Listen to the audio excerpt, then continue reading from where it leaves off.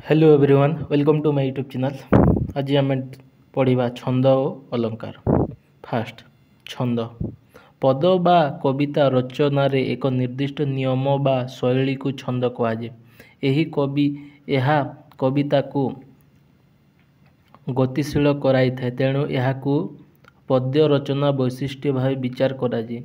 गोटे निर्दिष्ट छंदरे रचित होता प्राचीन पद्य बा कविता को छांद कहती। छांद मध्य कहती। नेक्स्ट छंद साधारणतः दुई प्रकार, गोटे मित्राक्षर आ गोटे अमित्राक्षर। मित्राक्षर छंद तीन भाग में विभक्त। कौन कौन से फास्ट है पूर्ण मित्राक्षर, ख रे अपूर्ण मित्राक्षर, ग रे एकांतर मित्राक्षर। नेक्स्ट पद जेकोसी कविता केते गुड़िए पदरे विभक्त। उदाहरण गांधारी देला जननी प्राणर, सुमहत परिचय, अक्षर हेउ पुण्य जगते, धर्मर हेउ जय। यह गोटे पद। खर है कर्म कषण देह सहे, अरण्ये अजगर प्राय। एटा गोटे पद। एतद् व्यतीत एक पदी क्षुद्र कविता मध्य अछि, जेमिति कि कुआं तारा। कुआं तारा कौन? सरग नईर पराची तुठरे, प्रभात स्नान सारी, गृहे चले उषा, ये पदुअटी सरागे गभारे मारी। खरे झरा से फाली, केउ देवता क्षणिक आशीष, शुभ्र पाखुड़ा धरी, सुंदर ये शरत काले, भूतले पडिलु झरी। पद पाद पदर प्रत्येक पंक्ति को पाद कहती। प्रति पदरे दुई बा ततोधिक पाद थाए। जति छंदर नियम अनुसार रचित होइथिया पद्य को गान बा आवृत्ति कला बेले प्रत्येक पादर निर्दिष्ट अक्षर उपरे विश्राम नेबाकु हुए। एही विश्राम बा श्वासघात को जति बा जतिपात कहती। विभिन्न छंद अनुसार पद पाद जति भिन्न भिन्न। एठारे केतेक छंद और जतिपाद उपरे आलोचना करा जाउछि। फास्ट दांडी वृत्त बा छंद। यह दुई पादरे गोटे पद हुए। प्रत्येक पादर अक्षर संख्या समान नुहे, तेणु निर्दिष्ट भावे जतिपाद हुए नाही, किंतु बोलिला बेले गायक स्वर लंबाई निज सुविधा अनुसार विश्राम नियंती। ओडिया साहित्य रे केतेक प्राचीन काव्य एही दांडी वृत्तरे रचित होइछि। सारला दास को महाभारत, बलराम दास को दांडी रामायण, चैतन्य दास को विष्णु गर्भ पुराण इत्यादि एही छंदरे लेखा। उदाहरण एथु अनंते द्रोणे विद्या पुत्रंत अहंकारी, बाबू तुम्भे जाओ रे मृगया बन हेरी। सारला महाभारत। खर एथु अनंतरे गो पार्वती देवी शुण, माल्यवंत पर्वते रहिले रघुराण। एटा होची दांडी रामायण। नेक्स्ट भागवत बाणी बा गुज्जरी। कवि जगन्नाथ दास को भागवत एही छंदरे रचित। एहार दुई पादरे गोटे पद हुए। प्रति पादर अक्षर संख्या 9, तेणु यहाकू नवाक्षरी वृत्त बा नवाक्षरी छंद मध्य कहा जाए। प्रति पादर तृतीय पंचम और शेष अक्षर उपरे जतिपात हुए। उदाहरण प्राणीर भल मंद बाणी, मरण काले ताहा जानी। खर है अमृत विनय वचन, कही तोषिब प्राणी मन। भागवत ଜଗନ୍ନାଥ ଦାସ। ନେକ୍ସଟ ନଟବାଣୀ ବା ବିଭାସ କେଦାର। ଏଥିରେ ଦୁଇ ପାଦରେ ଗୋଟିଏ ପଦ ହୁଏ। ପ୍ରତିଟି ପାଦର ଅକ୍ଷର ସଂଖ୍ୟା 12।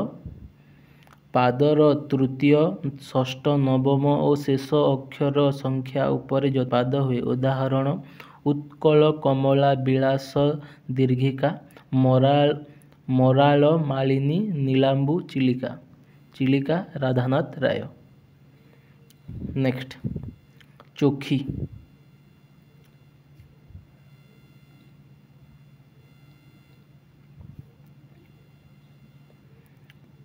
ଚୋଖୀ ଏହା ଚାରି ପାଦରେ ଗୋଟିଏ ପଦ ହୁଏ।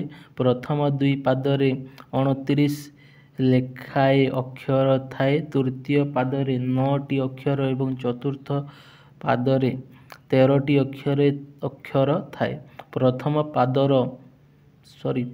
ପାଦ ଦୁଇଟିର ଷଷ୍ଠ, ଅଷ୍ଟମ, ଚତୁର୍ଦଶ, ଷୋଡ଼ଶ, ଦ୍ୱାବିଂଶ, ଚତୁର୍ବିଂଶ ଏବଂ ଶେଷ ଅକ୍ଷରରେ ଯତିପାଦ ହୁଏ। ତୃତୀୟ ପାଦ ଷଷ୍ଠ ଓ ଶେଷ ଅକ୍ଷରରେ ଏବଂ ଚତୁର୍ଥ ପାଦ ଷଷ୍ଠ, ଅଷ୍ଟମ ଓ ଶେଷ ଅକ୍ଷରରେ ଯତିପାଦ ହୁଏ। ଯତିପାଦ ମନେ ରଖିବା ସହଜ ଉପାୟ। ପ୍ରଥମ ଓ ଦ୍ୱିତୀୟ ପାଦରେ ହେଲା 6-2 6-2 6-2 5। ତୃତୀୟ ପାଦ ହେଲା 6+3। ଚତୁର୍ଥ ପାଦରେ ହେଲା 6-2 5। ଉଦାହରଣ ତୁହି ମା ଜନମ ଭୂମି ପବିତ୍ର ଭାରତ ଭୂମି। ତୋହର ସନ୍ତାନ ଆମ୍ଭେ ଅଟୁ ସରବେ। ତୋର ଶ୍ରୀଚରଣ ସେବା ପାଇଁ ମନ ପ୍ରାଣ ଦେବା। ଗାଇବା ତୋହର ନାମ ଆନନ୍ଦ ରବେ। ତୋ ଆନନ୍ଦେ ହୋଇବା ସୁଖୀ। କାନ୍ଦିବା ଦୁଃଖରେ ତୋର ହୋଇଣ ଦୁଃଖୀ। ମଧୁସୂଦନ ରାଓ ଜନ୍ମଭୂମି। ନେକ୍ସଟ ବଙ୍ଗଳାଶ୍ରୀ।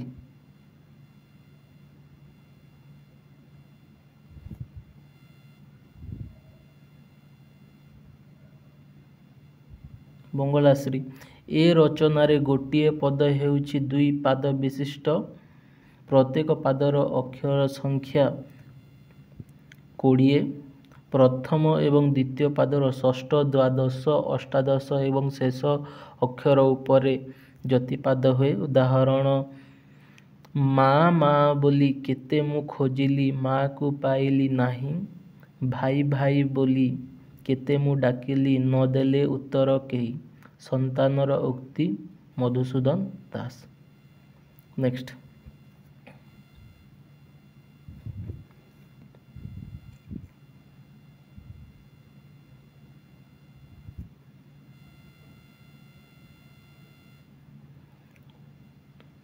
ଶଙ୍କରାଭରଣ। ଏହା ଚାରି ପାଦରେ ଗୋଟିଏ ପଦ ହୁଏ।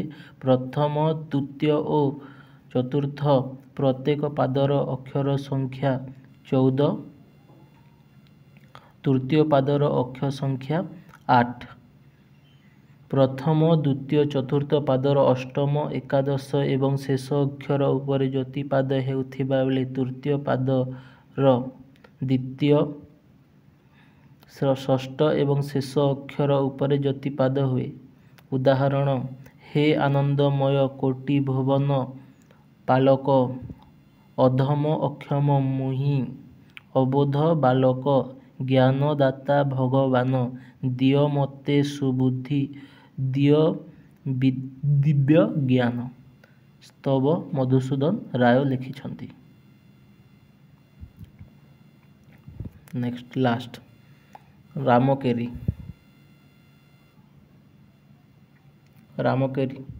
ଦୁଇ ପାଦରେ ଗୋଟିଏ ପଦ। ପ୍ରତି ପାଦରେ 16ଟି ଅକ୍ଷର। ନବମ, ଏକାଦଶ, ଷୋଡ଼ଶ ଅକ୍ଷରରେ ଯତିପାଦ ହୁଏ। ଉଦାହରଣ କଲା କଳେବର କହ୍ନାଇ ସଙ୍ଗେ ରୋହିଣୀ ସୁତ। କରନ୍ତି ମଥୁରା ବିଜୟ ଦାଣ୍ଡେ ଦେଖ ସଂଗାତ। ନେକ୍ସଟ ପ୍ରଶ୍ନାବଳୀ ଚାଲନ୍ତୁ କରିବା। ଏହି ଉଦାହରଣଟା କିଏ ଲେଖିଛନ୍ତି? ଭକ୍ତ ଚରଣ ଲେଖିଛନ୍ତି। Next question answer. फास्ट छंद क्या कहती आंसर है पद्य बा कवितार एक निर्दिष्ट अक्षर मात्रिक नियम बा शैली को छंद कहुए। नेक्स्ट 2 नंबर ज्योतिपाद क्या कहुए छंदर नियम अनुसार अक्षर पद्यर ज्योतिपाद खंजा जाए पद्य को आवृत्ति करने बेले गायक पादरे थिबा अक्षर उपरे विश्राम निहे यही विश्राम बा श्वासघात को ज्योतिपाद कहुए। अथवा गाइबा बेले गायक पंक्तिर अक्षर उपरे निर्दिष्ट रूपे नेउथिबा श्वासघात व विश्राम को ज्योतिपाद कहुए। 3 नंबर प्राचीन काव्य को छांद काव्य कहीं कहुए राइट आंसर इज गोटे गोटे निर्दिष्ट छंदरे रचित होइथिबारु प्राचीन काव्य को छांद काव्य कहुए। नेक्स्ट पाद क्या कहती पद्यर प्रतिपदर प्रत्येक पंक्ति को पाद कहती। नेक्स्ट 5 नंबर छंद को साधारणतः केते भागरे विभक्त करा जाए राइट आंसर इज छंद को साधारणतः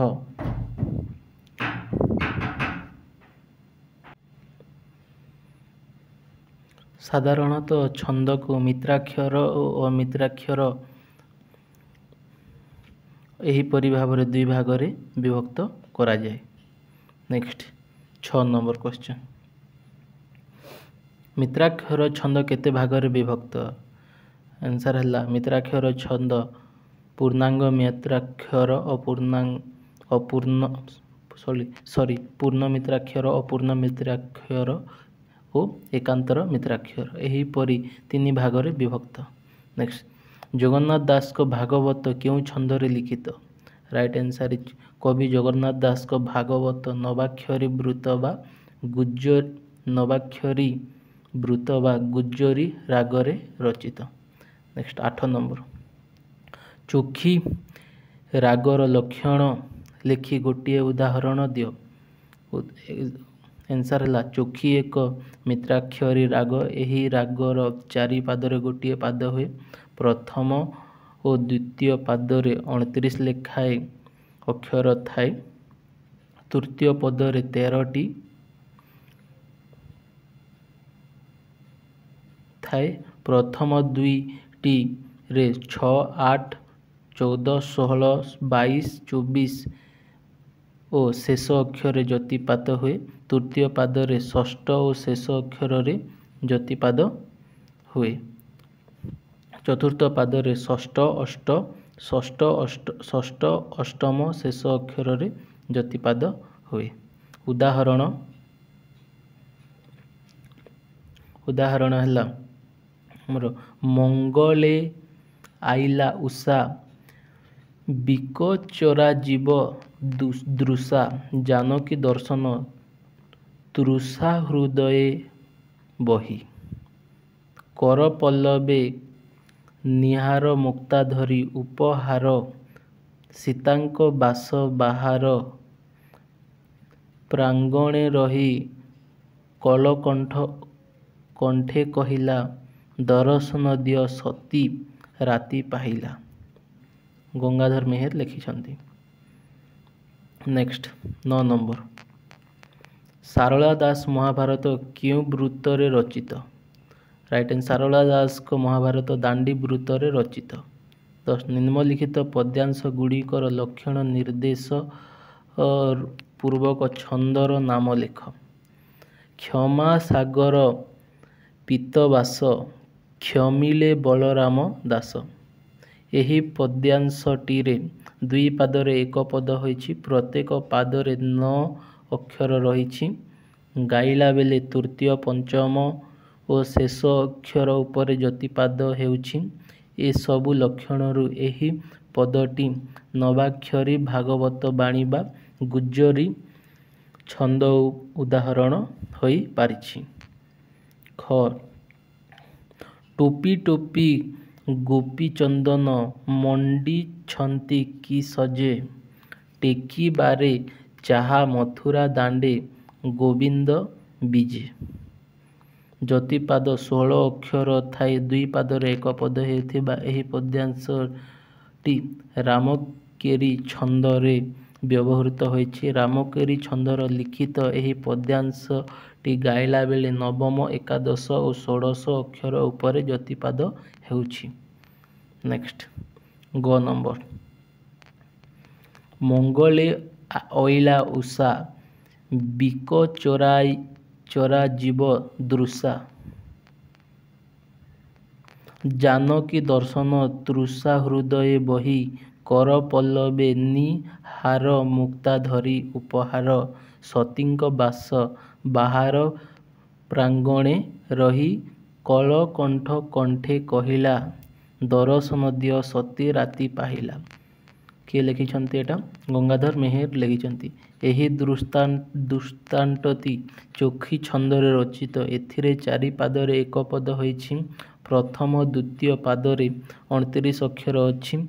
ଏହି ଦୁଇଟି ପଦରେ ଷଷ୍ଠ, ଅଷ୍ଟମ, 14, 16, 22, 24, 29 ଅକ୍ଷର ଉପରେ ଯତିପାଦ ହେଉଛି। ତୃତୀୟ ଓ ଚତୁର୍ଥ ପାଦରେ 9 ଓ 13 ଅକ୍ଷର ଅଛି। ତୃତୀୟ ପାଦ, ଷଷ୍ଠ ଓ ନବମ ଓ ଚତୁର୍ଥ ପାଦର ଷଷ୍ଠ, ଅଷ୍ଟମ ଓ ଶେଷ ଅକ୍ଷର ଉପରେ ଯତିପାଦ ହେଉଛି।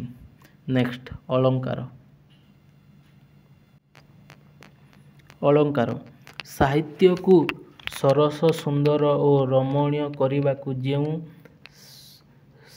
ସୌନ୍ଦର୍ଯ୍ୟବର୍ଦ୍ଧକ ଉପାଦାନ ଆବଶ୍ୟକ ହୁଏ ତାହାକୁ ଅଳଙ୍କାର କୁହାଯାଏ। ଏହା ବାକ୍ୟର ଶୋଭା ବୃଦ୍ଧି କରେ, ପାଠକ ପ୍ରାଣକୁ ଆମୋଦିତ କରେ। ବସ୍ତୁତଃ ଅଳଙ୍କାର ସୌନ୍ଦର୍ଯ୍ୟତ୍ୱ ହେଉଛି ସାହିତ୍ୟର ବୈଶିଷ୍ଟ୍ୟ। ତଦ୍ଦ୍ୱାରା କାବ୍ୟ କବିତା ରମଣୀୟ ହୋଇଥାଏ। କାବ୍ୟର ଅଳଙ୍କାର ମୁଖ୍ୟତଃ 2 ଭାଗରେ ବିଭକ୍ତ କରାଯାଏ, ଯଥା ଶବ୍ଦାଳଙ୍କାର ଓ ଅର୍ଥାଳଙ୍କାର। ଯାହାଦ୍ୱାରା ଶବ୍ଦ ସରସ, ସୁନ୍ଦର ଓ ଶ୍ରୁତି ମଧୁର ହୁଏ ତାହାକୁ ଶବ୍ଦାଳଙ୍କାର କୁହାଯାଏ, ଯଥା ଯମକ, ଅନୁପ୍ରାସ, ଶ୍ଳେଷ ପ୍ରଭୃତି। ନେକ୍ସଟ ଯାହାଦ୍ୱାରା ଅର୍ଥ ରମଣୀୟ ଓ ଚିତ୍ତାକର୍ଷକ ହୁଏ ତାହାକୁ ଅର୍ଥାଳଙ୍କାର କୁହାଯାଏ। ଉପମା, ଉତ୍ପ୍ରେକ୍ଷା, ରୂପକ, ବ୍ୟତିରେକ ପ୍ରଭୃତି ଅର୍ଥାଳଙ୍କାର। ଶବ୍ଦାଳଙ୍କାର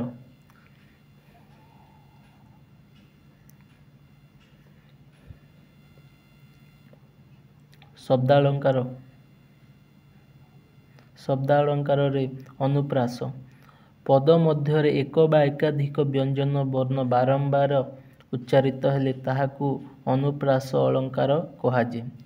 ଉତ୍କଳ କମଳା ବିଳାସ ଦୀର୍ଘିକା ମରାଳ ମାଳିନୀ ନୀଳାମ୍ବୁ ଚିଲିକା। ଚିଲିକା ଲେଖିଛନ୍ତି ରାଧାନାଥ ରାୟ।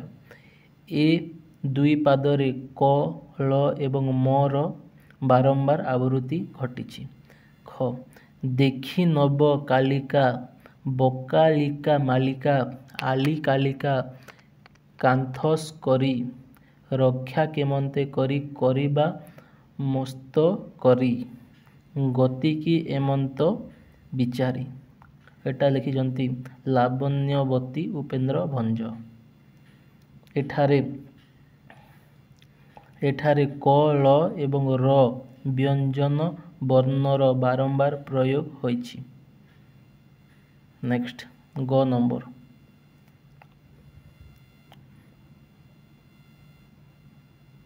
ଗ ନମ୍ବର ହେଲା ଆମର କହିଛି ଗୋକୁଳେ 4 ଚରଣ କରିବୁ ମା ବିଚରଣ ବ୍ୟାପ ଦେଶେ ବିତରିଣ ଅମର କାନ୍ତି ତା ଲଭି ବନ ପାଦପ ରାଜି ହୋଇ ଦପ ଦପ ବହିବେ ଅମର ଦର୍ପ ବିହିବେ ଶାନ୍ତି ପଲ୍ଲବେ ପାଟଳ ଶ୍ୟାମଳ ରୁଚିର ରୁଚି ରହିବ ଚିର ନିର୍ମଳ। ଏଟା ତପସ୍ୱିନୀ ଗଙ୍ଗାଧର ମେହେର ଲେଖିଛନ୍ତି। ଏଠାରେ ପ୍ରଥମ ଓ ଦ୍ୱିତୀୟ ପାଦରେ କ, ଚ, ର ଏବଂ ପ ବ୍ୟଞ୍ଜନ ବର୍ଣ୍ଣମାନଙ୍କର ବହୁବାର ଆବୃତ୍ତି ଘଟିଛି। ତୃତୀୟ ପାଦରେ ପ, ଳ ଏବଂ ଚତୁର୍ଥ ପାଦରେ ର ଏବଂ ଚ ର ମଧ୍ୟ ଏକାଧିକ ବାର ଆବୃତ୍ତି ଘଟିଛି। ଏହି ଅନୁପ୍ରାସ ଅଳଙ୍କାରରେ ମଧ୍ୟରେ ବିଭିନ୍ନ ବିଭାଗ ଅଛି ଯଥା ବୃତ୍ୟାନୁପ୍ରାସ, ଛେକାନୁପ୍ରାସ, ଆଦ୍ୟ ପ୍ରାନ୍ତ୍ୟାନୁପ୍ରାସ, ଅନ୍ତ୍ୟାନୁପ୍ରାସ ଇତ୍ୟାଦି। ନେକ୍ସଟ, ଯମକ।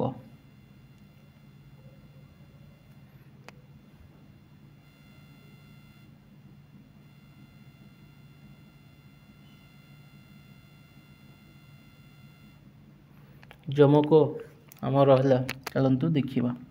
ଯମକ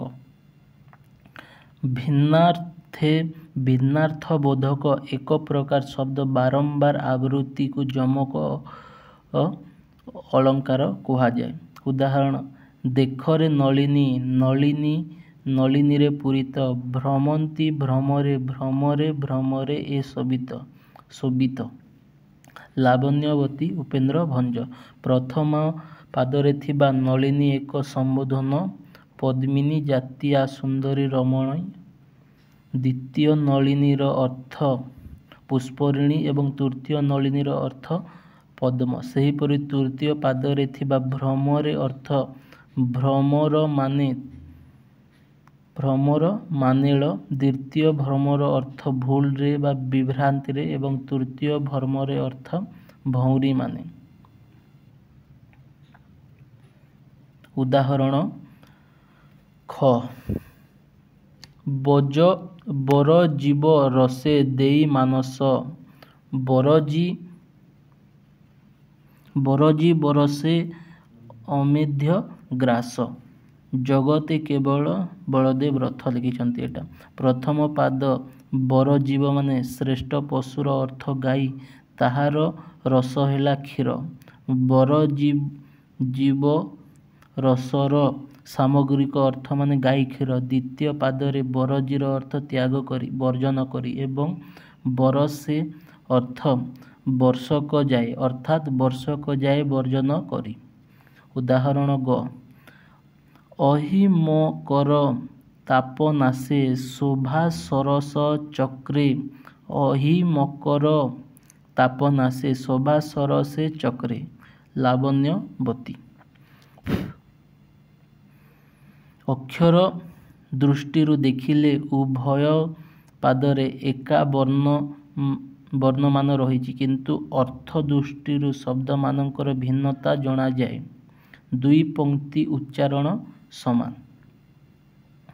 ପ୍ରଥମ ପାଦ ଅହି ମାନେ ସାପ, ମକର ମାନେ କୁମ୍ଭୀର, ଆଉ ତାପ ମାନେ ଦୁଃଖ, ସାରସ ମାନେ ପଦ୍ମ, ଚକ୍ରେ ମାନେ ସମୂହରେ। ଦ୍ୱିତୀୟ ପାଦ ଅହିମକର ମାନେ ସୂର୍ଯ୍ୟ, ତାପ ମାନେ ଉଷ୍ଣତା, ସାରସ ମାନେ ହଂସ, ଚକ୍ରେ ମାନେ ଚକ୍ର ବାକାଦିରେ ବା ମଣ୍ଡଳୀରେ। ଏହି ଯମକ ଅଳଙ୍କାରର ପ୍ରଧାନତଃ 5 ପ୍ରକାର, ଯଥା ଆଦ୍ୟ ଯମକ, ମଧ୍ୟ ଯମକ, ପ୍ରାନ୍ତ ଯମକ, ମାଳ ଯମକ ଏବଂ ସର୍ବ ଯମକ। ନେକ୍ସଟ,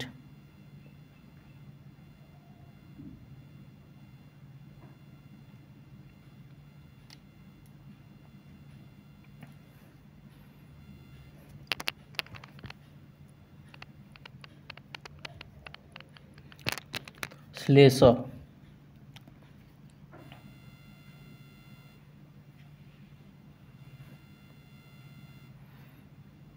ଶ୍ଲେଷ ହେଲା ଯେଉଁଠାରେ ଗୋଟିଏ ଶବ୍ଦ ଦୁଇ ବା ତହିଁରୁ ଅଧିକ ଭିନ୍ନାର୍ଥ ପ୍ରକାଶ କରେ, ସେଠାରେ ଶ୍ଲେଷ ଅଳଙ୍କାର ହୁଏ। ଯେଉଁ ଶବ୍ଦ ଏକାଧିକ ଅର୍ଥ ପ୍ରକାଶ କରୁଥାଏ, ତାହାକୁ ଶିଷ୍ଟ ପଦ କୁହାଯାଏ।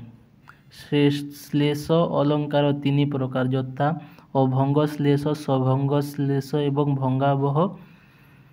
ଭଙ୍ଗାଭଙ୍ଗ ଶ୍ଲେଷ। ଯେଉଁଠାରେ ଶବ୍ଦକୁ ନ ଭାଙ୍ଗି ଭିନ୍ନ ଭିନ୍ନ ଅର୍ଥ କରାଯାଏ, ଶବ୍ଦ ଅଖଣ୍ଡିତ ରହି ଏକାଧିକ ଅର୍ଥ ପ୍ରକାଶ କଲେ ସେଠାରେ ଅଭଙ୍ଗ ଶ୍ଲେଷ। ଯେଉଁଠାରେ ଶବ୍ଦକୁ ଭାଙ୍ଗି ଭିନ୍ନାର୍ଥ ଅର୍ଥ କରାଯାଏ, अर्थात शब्द खंडित हो भिन्न अर्थ प्रकाश करे सेठारे सभंग और श्लेष हुए जोठारे अभंग और सभंग उभय रही थांती से स्थल भंगाभंग श्लेष बा सभंगाभंग श्लेष हुए। उदाहरण बाबू नाकसिरी दान योग्य पोशाक बाबू नाकसिरी दान योग्य जोशाकू बिहर कानन कर आलिंगनकू वैदेही विलास उपेन्द्र भंज।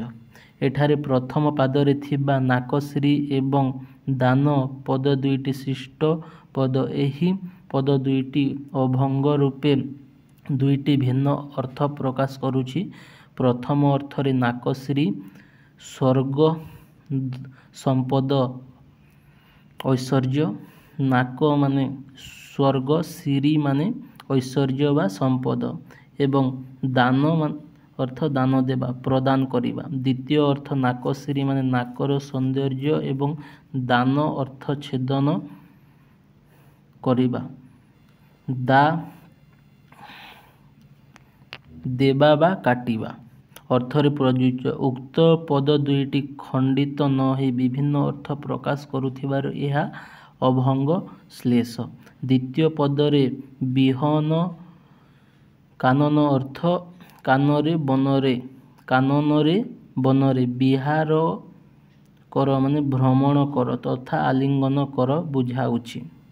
द्वितीय अर्थरे बी हर विशेष भावरे हरण कर कान ओ न कर आलिंगन को बुझाउछि। एठारे विहर अर्थ छेदन कर कान को छेदन कर ओ आलिंगन न कर। कानन पदटी खंडित हेबा द्वारा कान न भिन्नार्थ प्रकाश पाउछि तेणु यह सभंग श्लेष। नेक्स्ट अर्थालंकार। अर्थालंकार रे उपमा फास्ट जो वाक्यर उपमान उपमेय समान धर्म विशिष्ट होइथांती ओ सेमानंकर मध्यरे थिबा सादृश्य परितुल्य सदृश जेन्हे जेसन सरी यथा प्रभृति साधारण बोधक शब्द द्वारा अभिहित होइथाए सेठारे उपमा अलंकार हुए। जहाकू तुलना दिया जाए ताहाकू उपमेय कहा जाए। यथा मुख चंद्र परि सुंदर एठारे मुख को चंद्र सहित तुलना करा जाइथिबारु मुख उपमेय। जहा सहित तुलना करा जाए ताहा उपमान। साधारणतः प्रकृतिर सौंदर्य विभव किंबा अधिक गुण विशिष्ट वस्तु को उपमान भावे ग्रहण करा जाए। एठारे चंद्र बहुगुणी विशिष्ट होइथिबारु उपमान। नेक्स्ट उपमेय उपमान को जो साधारण गुण हेतु तुलना करा जाए ताहाकू साधारण धर्म कहती। उपर लिखित वाक्य मुख और चंद्र साधारण गुण हेउछि सौंदर्य। उपमेय उपमान मध्य थिबा साधारण धर्म को शब्द संयोग करे अथवा सेमानंक सादृश्य प्रकाश करे ताहाकू उपमा वाचक शब्द कहुए। परि जेन्हे यथा सदृश तुल्य जेसन प्रभृति उपमावाचक शब्द। उदाहरण खंड खंड धला मेघ सुनील अंबरे भासई बोईत यथा नील समुद्र रे शरत भक्त कवि मधुसूदन राव। एठारे उपमेय सुनील अंबरे आकाश रे धला मेघ उपमान है नील समुद्र रे भासुथिबा बोईत साधारण धर्म है आसीबा साधारण धर्म है भासीबा आ उपमावाचक शब्द है यथा। नेक्स्ट ख नंबर मिसी जाए यथा प्रभाती तारा रवि किरणे मिसी जाए यथा जीवात्मा परमात्मा चरणे मिसी जाए यथा चपला नील जलद अंगे मिसीगला तथा अबला सेही नील तरंगे। चंद्रभागा राधानाथ राय। एठारे उपमेय अबला चंद्रभागा उपमान प्रभाती तारा जीवात्मा चपला साधारण धर्म है लीन हेबा मिशीजा दीटा उपमा वाचक शब्द यथा आउ तथा एही पदरे गोटिए उपमेय पाई तीनोटी उपमान रही है मालोपमार उदाहरण।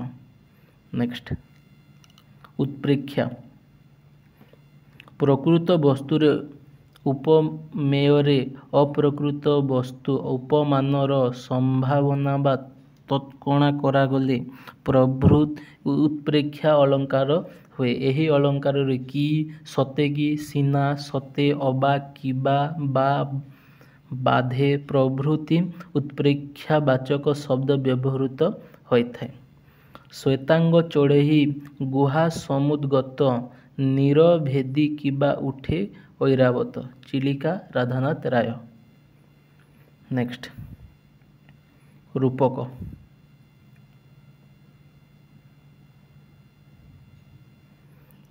रूपक है उपमान बा उपमेय मध्यरे अभेद कल्पित कथित हेले उपमेय रे उपमान आरोप हेले रूपक अलंकार हुए।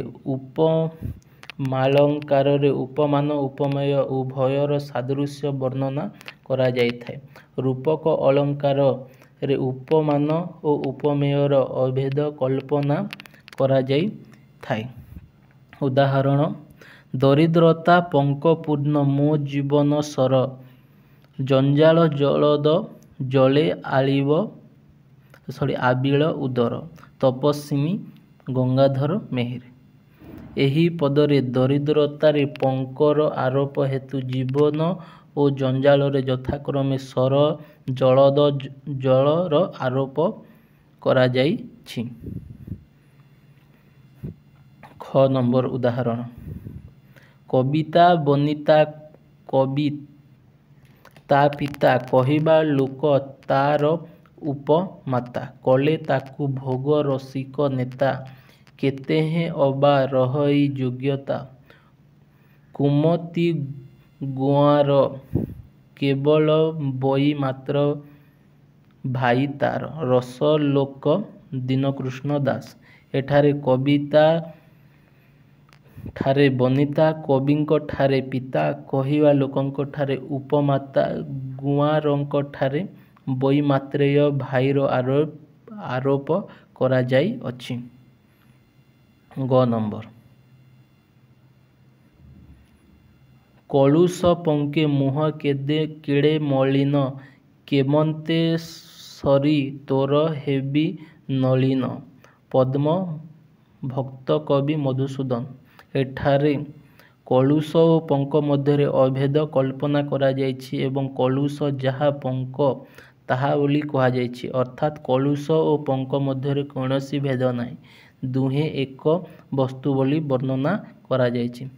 चलंतु यार क्वेश्चन आंसर देखिबा।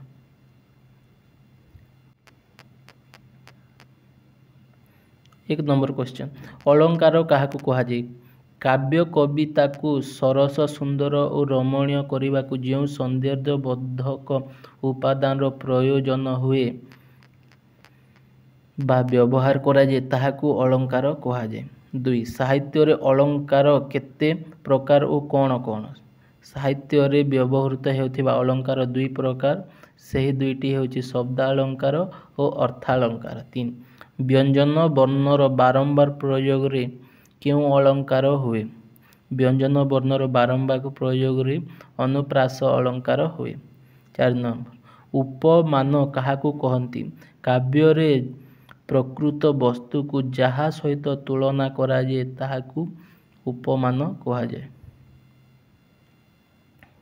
नेक्स्ट उपमेय काहाकू कहंती काव्य कविता रे जो प्रकृत वर्णनीय वस्तु को तुलना दिया जाय थे ताहाकू उपमेय कहा जाय। 6 नंबर उपमा वाचक शब्दर 3टी उदाहरण दियो। मिसी जाए यथा प्रभाती तारार विकिरणे गभीर समुद्रे जेन्हे बोईत शब्द जेसने अस्त्र होइला। एठारे यथा जेन्हे जेसने 3टी ଉପମା ବାଚକ ଶବ୍ଦ। ନେକ୍ସଟ 7 ନମ୍ବର ଜାତି ପ୍ରେମ ବହ୍ନି ପ୍ରଜ୍ୱଳିତ କର। ଏଠାରେ ରେଖାଙ୍କିତ ପଦ ଗୁଡ଼ିକରେ କେଉଁ ଅଳଙ୍କାର ପ୍ରଯୁକ୍ତ? ଜାତି ପ୍ରେମ ବହ୍ନି, ଜାତି ପ୍ରେମ ଯିଏ ବହ୍ନି ସିଏ, ଏପରି ଅଭେଦ କଥିତ ହୋଇଥିବାରୁ ଏଠାରେ ରେଖାଙ୍କିତ ପଦ ଗୁଡ଼ିକର ରୂପକ ଅଳଙ୍କାର ପ୍ରଯୁକ୍ତ। 8 ନମ୍ବର କ୍ୱେଶ୍ଚନ୍।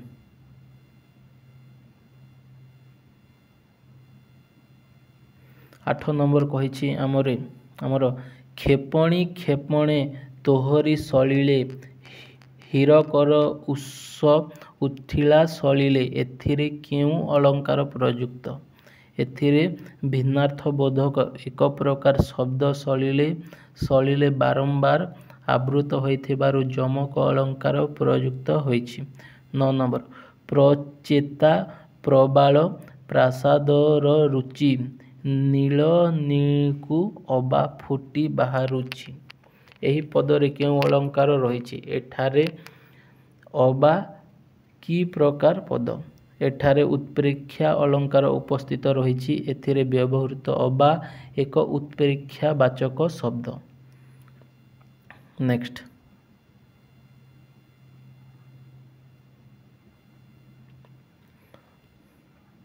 10 ନମ୍ବର ଗୋଟିଏ ଉପମା ଅଳଙ୍କାରରେ ସାଧାରଣ ଧର୍ମବାଚକ ଶବ୍ଦ ଦର୍ଶାଅ।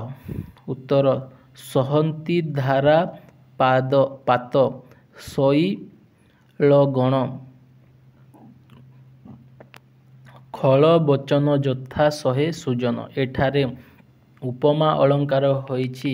ଏହି ପଦରେ ଉପମା ସୂଚକ ତୁଳନାଧର୍ମୀ ସାଧାରଣ ଧର୍ମବାଚକ ଶବ୍ଦଟି ହୋଇଛି ଶହେ ବା ସହନ୍ତି। 11th number question. ଦେଖି ନବ କାଳିକା ବକାଳିକା ମାଳିକା ଆଜି କାଲିକା କାନ୍ଥସ୍ କରି। ଏଥିରେ କେଉଁ ଅଳଙ୍କାର ହୋଇଛି? ଏଥିରେ କ ଳ ବ୍ୟଞ୍ଜନ ବର୍ଣ୍ଣ ବାରମ୍ବାର ପ୍ରୟୋଗ ହୋଇଥିବାରୁ ଅନୁପ୍ରାସ ଅଳଙ୍କାର ହୋଇଛି। ନେକ୍ସଟ 12 ନମ୍ବର କୀର୍ତ୍ତି ସୌରଭ ଗଳା ଦିଗେ ଦିଗେ ଭାସେ। ଏଠାରେ କିଏ ଉପମେୟ ଓ ଉପମାନ ଚିହ୍ନାଅ। ଏଥିରେ ଉପମେୟ କୀର୍ତ୍ତି, ଏଥିରେ ଉପମାନ ସୌରଭ। 13 ନମ୍ବର ଶୂନ୍ୟସ୍ଥାନ ପୂରଣ କର। ଯାହାକୁ ତୁଳନା ଦିଆଯାଏ ତାହାକୁ ଉପମେୟ କହନ୍ତି। ଭିନ୍ନାର୍ଥବୋଧକ ଏକ ପ୍ରକାର ଶବ୍ଦର ବାରମ୍ବାର ଆବୃତ୍ତିକୁ ଯମକ ଅଳଙ୍କାର କୁହାଯାଏ। କେଉଁଠାରେ ଗୋଟିଏ ଶବ୍ଦ ଦୁଇ ବା ତହିଁରୁ ଅଧିକ ଭିନ୍ନ ଅର୍ଥ ପ୍ରକାଶ କରେ ସେଠାରେ ଶ୍ଲେଷ ଅଳଙ୍କାର ହୁଏ। 14 ନମ୍ବର ରକ ରୂପକ ଅଳଙ୍କାରର ଲକ୍ଷଣ ନିର୍ଦ୍ଦେଶ ପୂର୍ବକ ଉଦାହରଣ ଦିଅ। ଉପମେୟରେ ଉପମାନର ଆରୋପ ହେଲେ ଅଥବା ଉଭୟ ମଧ୍ୟରେ ଅଭେଦ କଥିତ ହେଲେ ରୂପକ ଅଳଙ୍କାର ହୁଏ। ଉଦାହରଣ ସ୍ୱରୂପ ଆଶା ପାରିଜାତ ଫୁଟିବ ହୃଦ ନନ୍ଦନ ବନେ। ଏଠାରେ ଯେ ଆଶା ଯେ ପାରିଜାତ ସେ ହୃଦ ସେ ନନ୍ଦନ ବନ ଅଭେଦ କଥିତ ହୋଇଛି, ତେଣୁ ରୂପକ ଅଳଙ୍କାର ହୋଇଛି।